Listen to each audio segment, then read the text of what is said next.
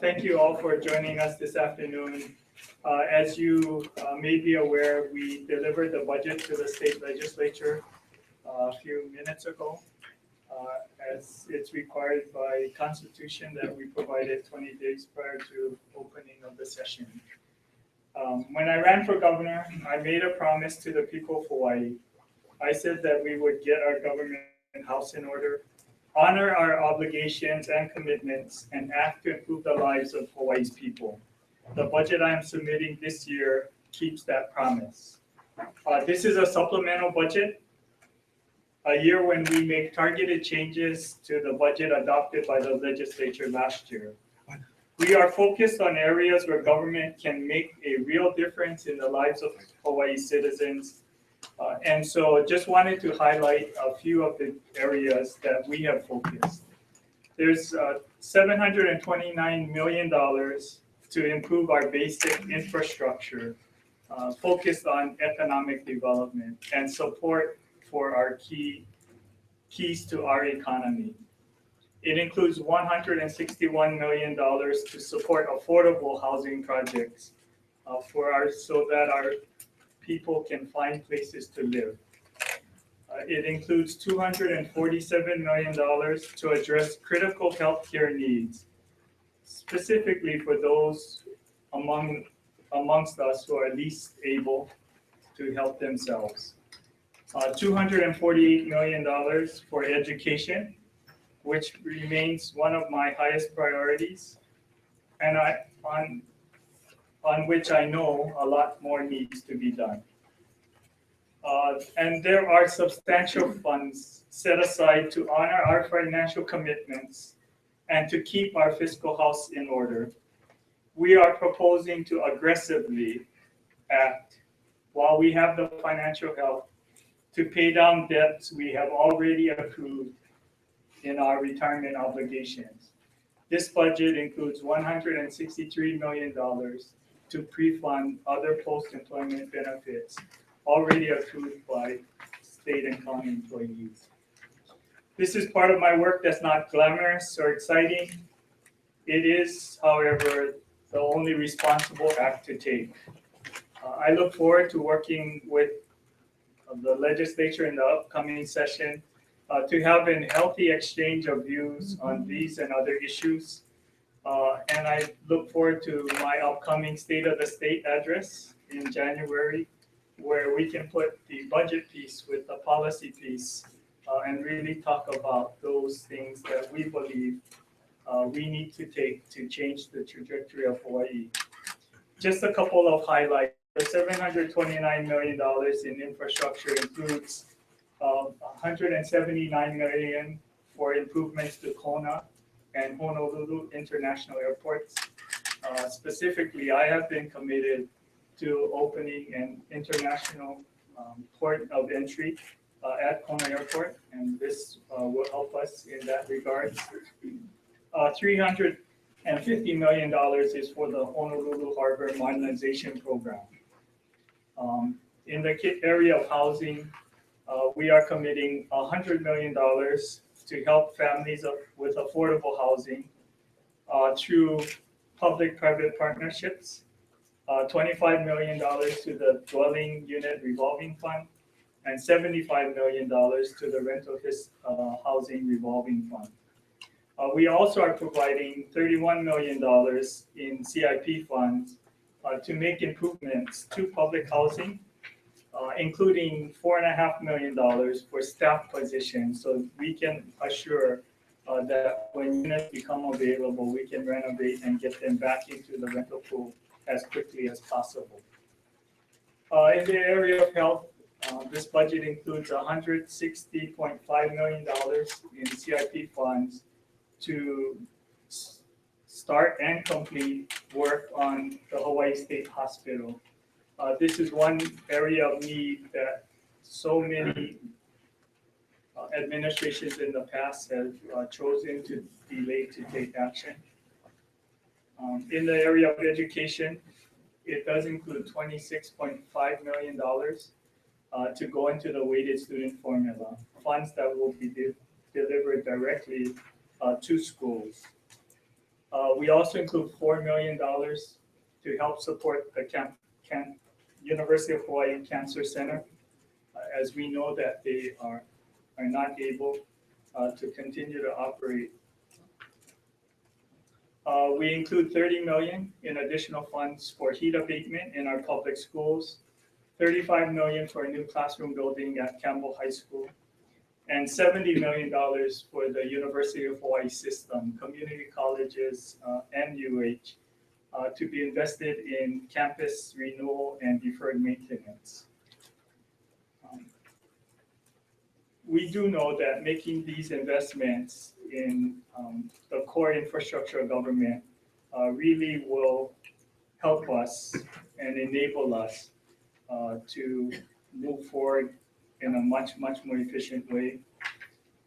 We've included $9.6 million in homelessness programs. That includes 7.4 in the outreach, and I think more importantly, 2.2 million to assure that we can keep public spaces public and assure access to our citizens. We are appropriating $15.9 million to keep the IT systems investments going. This is really focused on financial management and payroll systems, which is critical to us being able to manage our taxpayer funds more appropriately. You know, this administration has been focused on ensuring the state's fiscal stability now and in the future. We do know that these investments will help us position and reduce the cost of government on a going forward basis. And while we are committed to be fiscally responsive, we also intend to be responsive to the needs of our communities. And this budget truly reflects that in terms of priorities. And with that, Budget Director Wes Machida is here to answer any specific questions, but I'm more than happy to take questions. So Wes, 828 million fund balance from 2015, is that included in that supplemental budget also? But the balance carries over. Yeah. I'm sorry. Is that The balance carries over, and there's a financial plan that moves out for another 6 years. So we, as the governor had said before, we're trying to work within our means to pay down our mandated commitments, our obligations. But the 828 is moving forward through the balance. So that's really just it's like a checkbook, right? That's the balance at the end of the beginning of this fiscal year. It changes year to year. Governor, would this budget continue to spend more than you're able to take in revenue, or does it reverse that? It does spend more than we take in revenue, but we believe that they are targeted investments really that will reduce the ongoing costs. For example, our commitment to pre-fund the unfunded liability will result in savings of more than $500 million over the next 20 years. And how much additional cost would that be? It's the 167 number you flashed up? 163 is the additional funds that we are adding in this fiscal year. In addition to FY what I've been 17. scheduled. Right. and that's 360? So essentially, Kevin, that means that we will be funding 100% of the annual recurring costs of the OPED liability. And that's 360 million, Governor? Or what's the total? It's 245 plus the 163. Nothing in here for Ali'i Place? We do not have funds. As you know, we are in the process of doing due diligence on the Ali'i Place acquisition. No funds. No funds in this position. The supplemental budget request from DOE was 455 million, and you guys are giving about 200 million less. Is that a fair reading of? That's probably a fair. So when it comes to, why is it that you continue to not give DOE what they say they need? Are you willing to pay increased taxes? me personally, sure. Yes, well, that's part of it. I wanted to. I mean, I think the total request for CIP was about 5 billion or something. And on the operating side, we had a request of $500 million of additional funds. So I mean, it really is about making priorities. And so what priorities did you place over the schools? There are many needs. I would remind you, Darrell, that the base budget, this is a supplemental year, and the base budget for public schools is the biggest appropriation. Well, it's 1.5 million in general funds and 1.9 billion in all funds. So this is a supplemental year. The amounts that I talked about is in addition to what is in the base.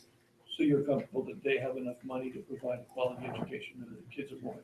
Yes, absolutely.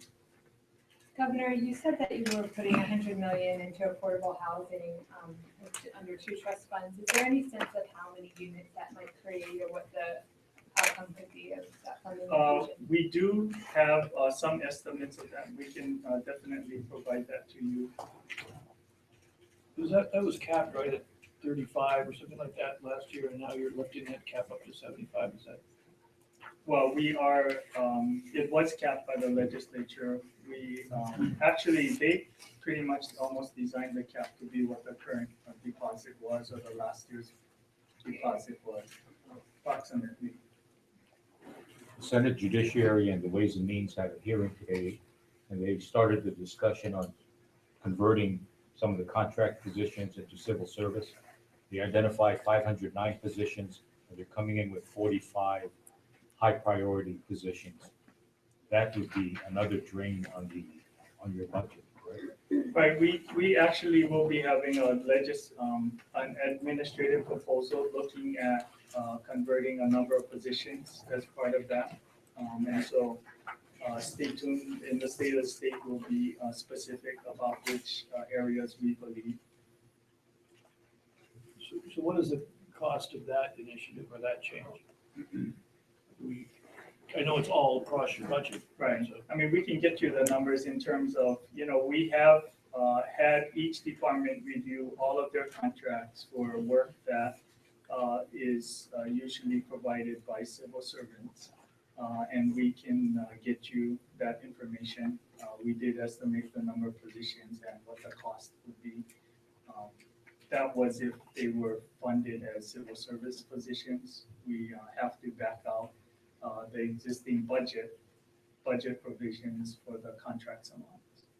Governor, was there anything in the budget that you personally would have liked to have funded, but Well, I think that there are always, as I started, the request far exceeds the funds available, and it is difficult. A lot of the agencies are wanting to be able to do more, but it really is about living within our means, what we can afford, and being targeted.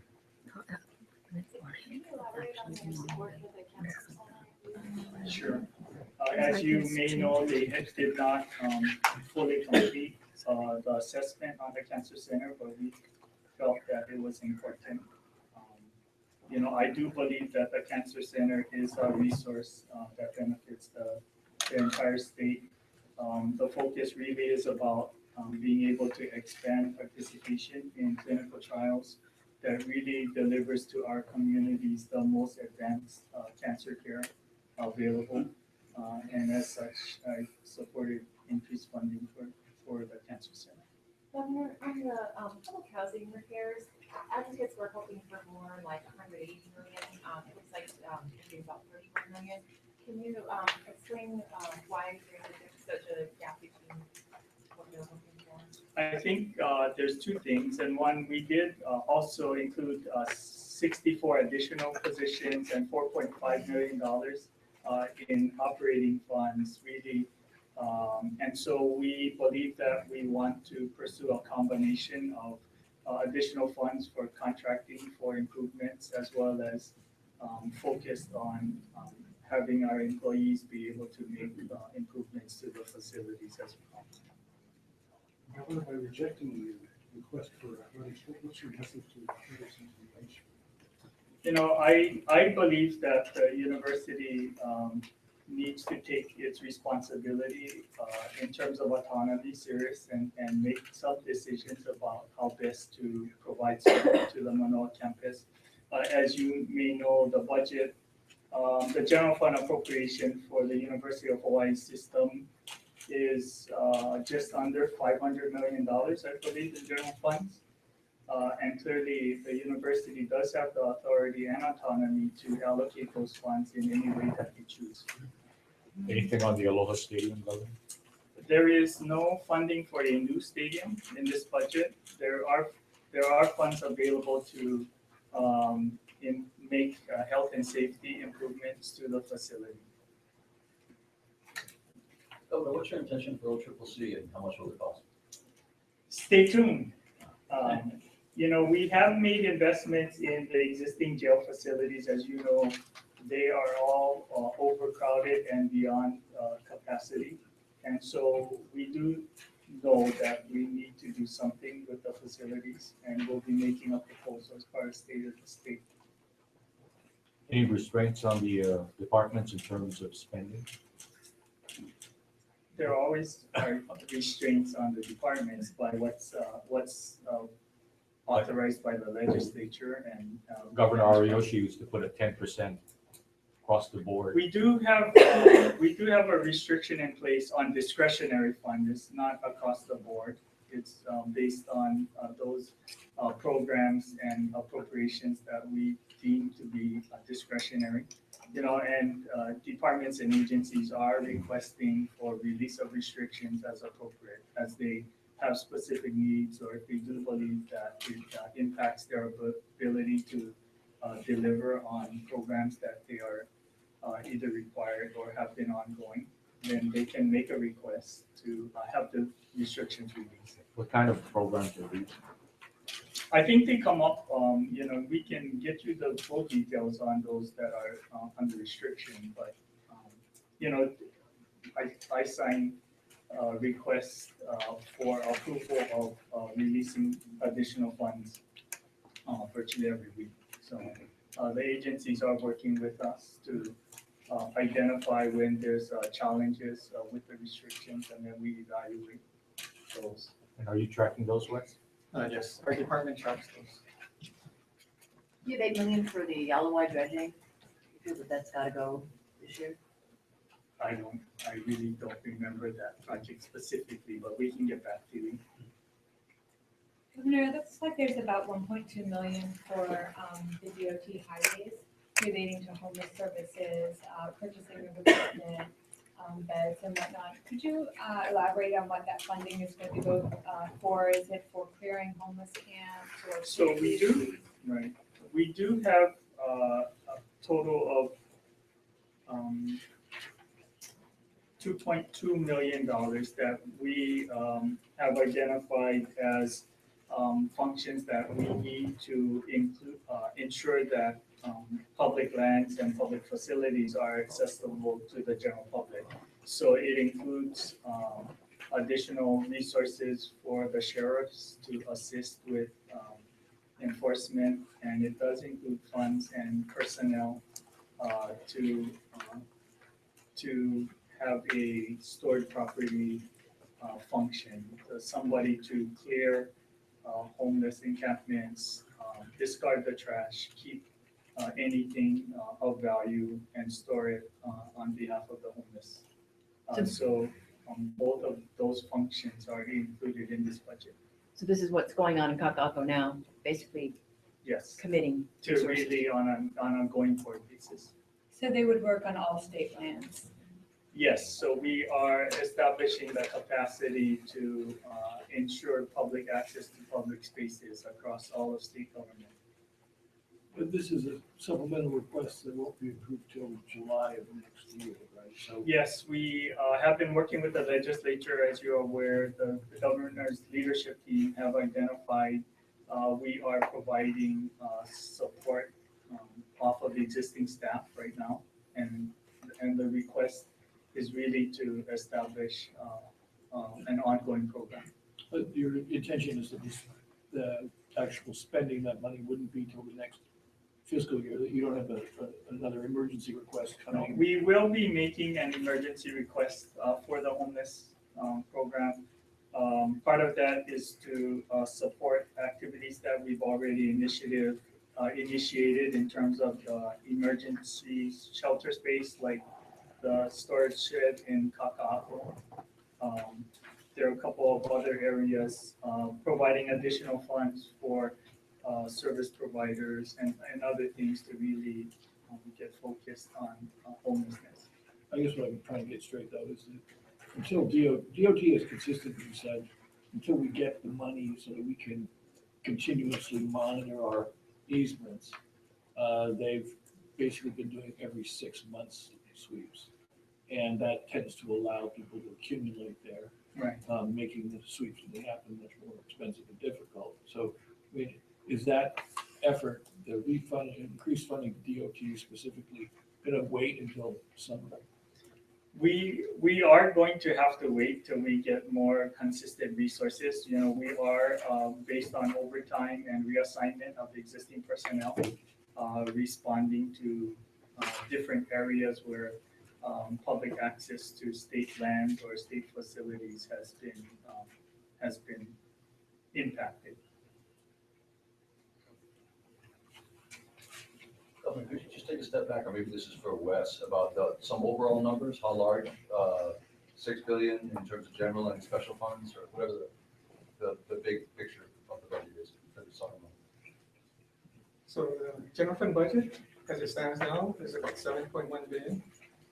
The overall budget, in terms of all means of financing, which includes federal special funds, is about over $13 billion for the fiscal year 17. And that doesn't include, that's not CIP money, that's just so the CIP budget, when you mentioned 729, that's a supplemental CIP budget on top of the existing CIP budget, or is that the total? Yes, that's the supplemental addition. So what's our CIP budget look like for 2016, 2017, I guess we're talking about? I think it's 1.8 billion additional, and so Additional. right. That's a pretty lot of money. A lot of that is revenue bond funding for Department of Transportation, harbors, and airports. That's the bulk of it. Well, a lot of that is in that area. Is that in line with the way we've been spending in the past, or is that a significant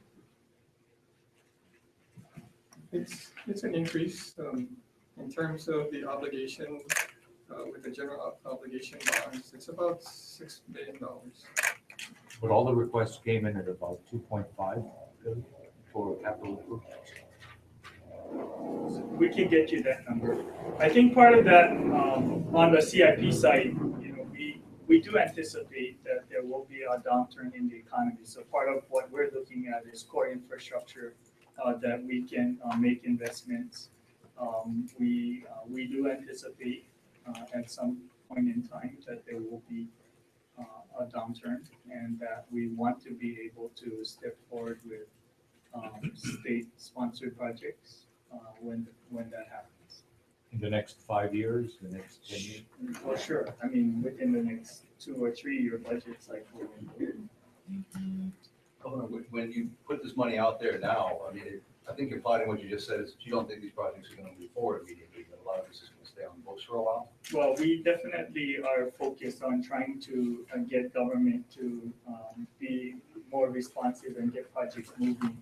You know, I was on the Big Island for the swearing in of Judge Fujino on last Friday, and it was great to see work on Ka'ahumanu Highway in full bore. You know, we anticipate that the funding for Kono Airport would help on the west side as well. And as you know, legislature appropriated funds for the Kono Courthouse as well. And so, you know, part of the state funding is focused on core infrastructure that we need regardless.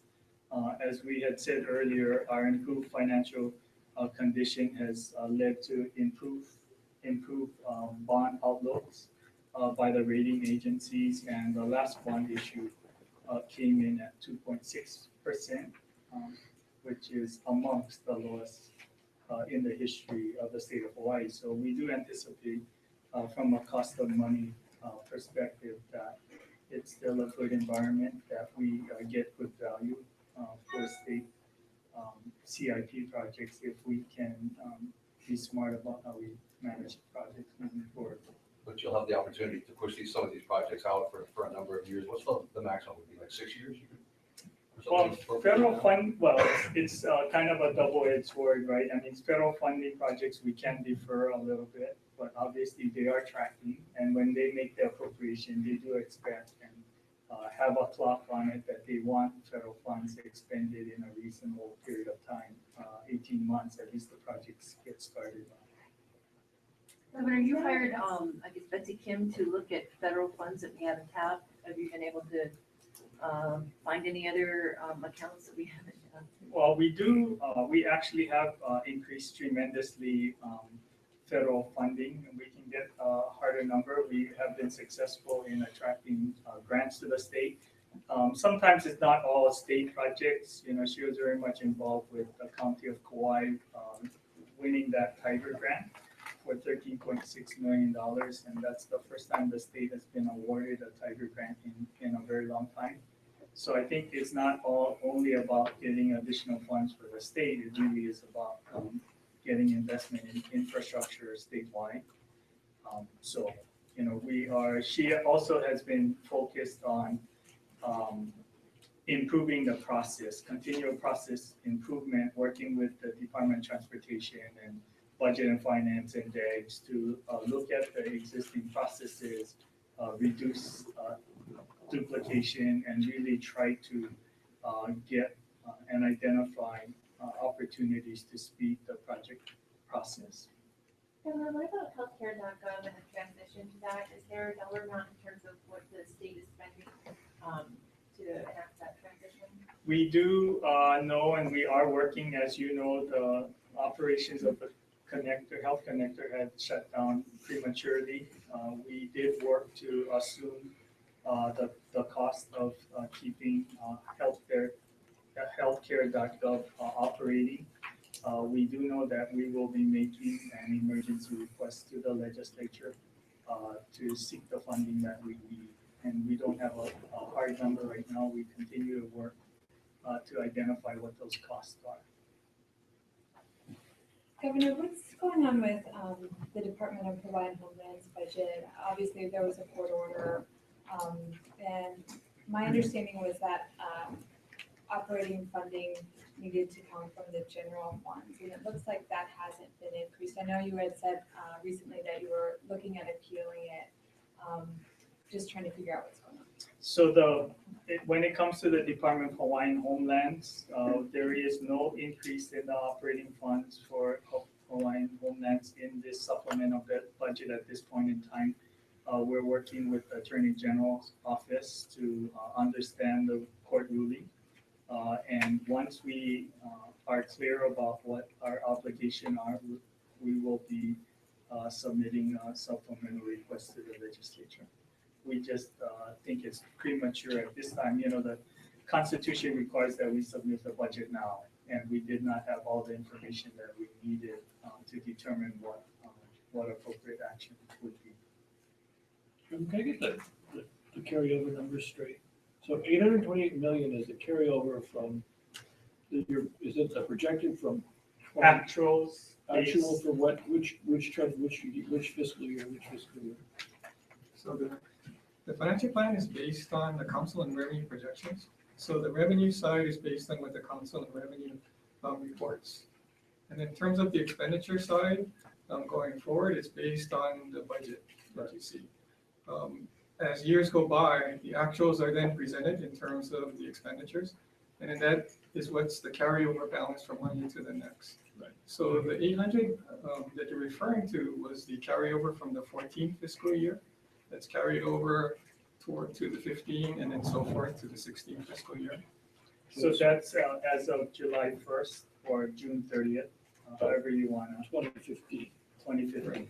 And that's how much you got roughly from Governor Abercrombie about that budget. So, you know, I probably would have to check that So, out. so I what don't just, usually just recall. to finish my question, and so what are you projecting is the carryover is going to be from, or not the carryover, what are you projecting is going to be the surplus at the end of 15 going into 16? We do have that in the financial plan, and we can provide that. Governor, you mentioned the supplemental budget spends a bit more than you would be taking in. How much more? Can you put a number on that? It's about just under 300 million in operating funds, 433 million in all fund sources. A big portion of that is really the commitment to pay down the unfunded liability. Any last questions? Anybody who hasn't had a chance yet? Okay, So I can give you those specific numbers on the carryover balances. all right, done. Okay, if not, just wanted to thank you all for being here. I think this is the last press conference of this year. So I just wanted to wish you all happy holidays and hope your holiday season is filled with gifts that you all want and deserve. Thank you very much.